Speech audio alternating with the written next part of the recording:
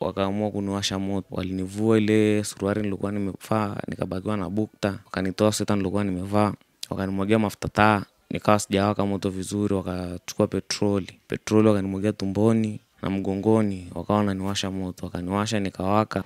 Ripoti za Manara TV kutoka nyumbani kwa kijana mmoja anayefahamika kwa jina la Prince Eliaringa mwenye umri wa miaka 22, mkazi wa kata ya Baraa mkoani Arusha, amedai kupigwa na kuchomwa moto sehemu mbalimbali za mwili wake na mtu mmoja anayefahamika kwa jina la Donald Mola. Manara TV tumefika hadi nyumbani kwa kijana huyu Prince ili kutaka kujua undani wa sakata hili. Kwa majina naitwa Prince Eliaringa Kiguya na miaka 22. Natokea mtaa wa Siara. Ilikuwa Ijumaa tarehe 28 majira asubuhi. Niliamka nikafanya kazi zangu za hapa ndani kama kawaida. Ilipofika saa 6 mchana nikatoka kwenda kufuatilia mambo yangu Moshono. Ilipofika Moshono nilienda kuchukua hela 20,000 ya kazi nilofanya nyuma ya site. Nilipochukua 20,000 ya kazi ya site, nikawa narudi nyumbani kupitia njia ya huku nyuma ya nyumbani kwetu. Nilipofika karibia na maeneo ya nyumbani, kuna jirani yetu mmoja alikuwa anatafuta wafanyakazi. Sasa geti lake lilikuwa wazi hiyo siku, mafundo alikuwa anaendelea na kazi, huyo bosi sikumuona. Nikasimama karibia na getini kwake, nikawa naomba kazi pale. Nikawasemesha mafundi wakaniita. Katika kuingia ndani pale nikashangaa bosi wao ametokea huko na panga pasipotokea, yani pasipojulikana.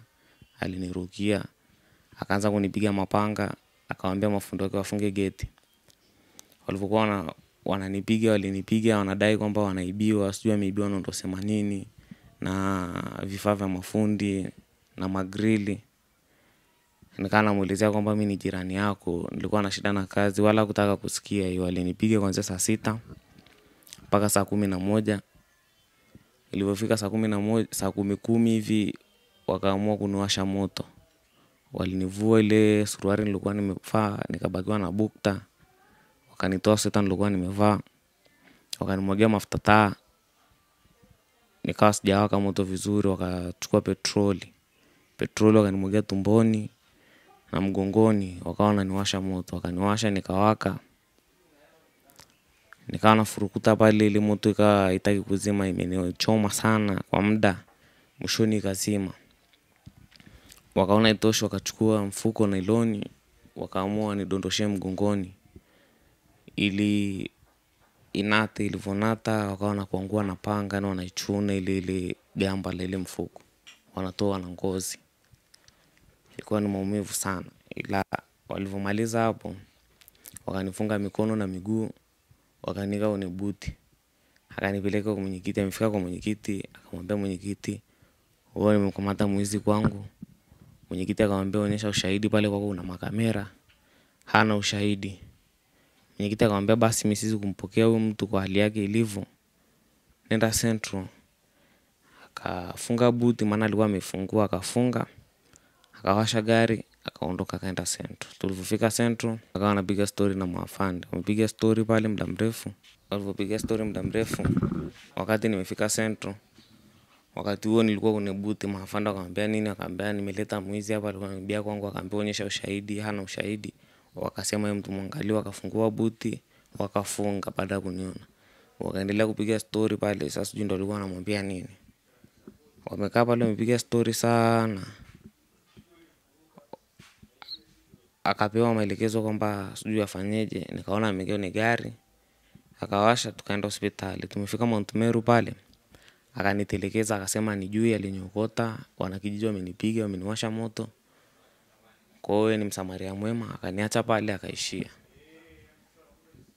Baada ya hapo ndo nikaja kuzinduka siku ya 3 mbeleni, na familia yangu ilipata taarifa mimi niko hospitalini. Nakumbuka kabla ya kuzimia nilitoa namba ya mzazi, ila nilitoa namba ya mama kabla ya kuzimia, ila mwenyekiti pia alishawapigia akawapa taarifa. Kwa hiyo wazazi walikuja pale Mount Meru, bado hawakunipata kwa hiyo siku. Walinitafuta, walinikosa, maana ilikuwa nimetupiwa kule migration, yani nimetelekezwa kule migration, so hospitalini. Kwa hiyo mpaka walikuja kupata formula nikaribia na jioni, yani siku imeshaisha kabisa. Ndo akafanya malipo pale, nikatibiwa, nikaanza kutibiwa, maana nilikuwa sijatibiwa kuanzia muda huo. Siku nyingine ndo hiyo Asubuhi yake wazazi wakawa wameshafika wote. Basi siku ya 3 ndo nikaanza kuongea nao.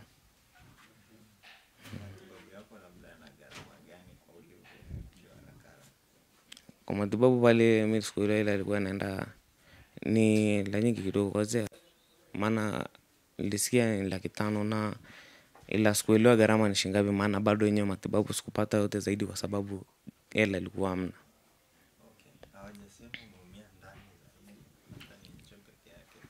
Sikuambiwa yote, maana kupigwa x-ray kupigwa, maana si hela ndo changamoto. Kwa hiyo yani ni ile kutibiwa juu ili mradi utapona. Huyo alofanya hivi anaitwa Donald Mola na yuko uraiani bado hajakamatwa. Anazurura tu. Ila ombi langu mimi nilikuwa naomba akamatwe, maana sio mtu mzuri. Hafai katika jamii. Biashara zake sio za yani hazieleweki, yani huwezi muelewa ule mtu yani ni mtu afanya biashara gani. Maana ana miradi mingi ila ni siri sana. Ni pia tumezungumza na mama yake mzazi akaeleza namna alivyopokea taarifa hiyo. Kwa majina yangu naitwa Raeli Joseph Sambo. Naishi Siara Mushono. Na kijana wangu aliyefanywa hilo tukio anaitwa Prince Eliaringa Kiwia. Kwa kweli mimi hilo tukio mtoto alilipata tarehe 28 na nikapata taarifa nikiwa kazini kwenye mida ya saa 10. Ndio nikachukua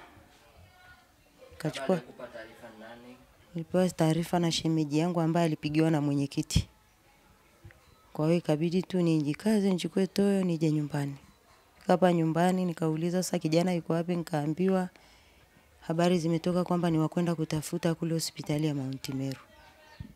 Ndio tukaondoka na dada yangu tukafika Mount Meru. Tukatafuta odi zote hatukumpata kijana. Yule tumekata tamaa kabisa, ndio tukaambiwa hebu jaribuni hapo upande wa hapo nje.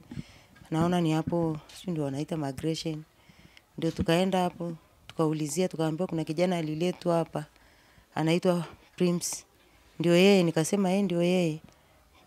Tukaambiwa mkafungue faili ili aweze kutibiwa. Tukasema ina maana alivyoletwa hapa hakutibiwa. Wakasema alisema aliyemleta mhusika amesema amemuokota kwenye korongo, amepigwa na wanakijiji na kuchomwa moto. Basi sisi tukaingia kwenye kufungua faili. Tukaambiwa mwezi kufungua faili kabla hamjamuona mgonjwa. Tukarudi kwa mgonjwa tukaonyeshwa, ndio tukarudi tena kufungua faili. Ndio tukafungua faili, akaanza kuhudumiwa na kupelekwa odini. Siku ya pili iliyofuata kaka yake akaenda akafungua Rabi, kata Rabi. Maaskari naona walikuja Jumapili asubuhi.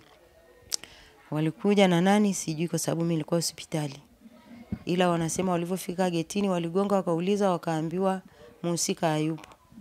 Walivyokuwa wanaondoka mhusika akapiga simu akamwambia nimeona getini kwangu.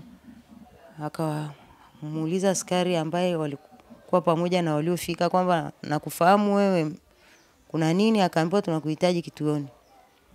Basi wakamwambia uko wapi, akasema niko Moshi. Akaambiwa ukirudi basi uripoti kituoni. Alivyorudi naona wala hakuripoti. Kijana hakukata tamaa, akaenda tena akafungua faili kwa askari mwingine. Yule askari naye akapiga simu wakati na mtoto aliruhusiwa Jumapili mchana.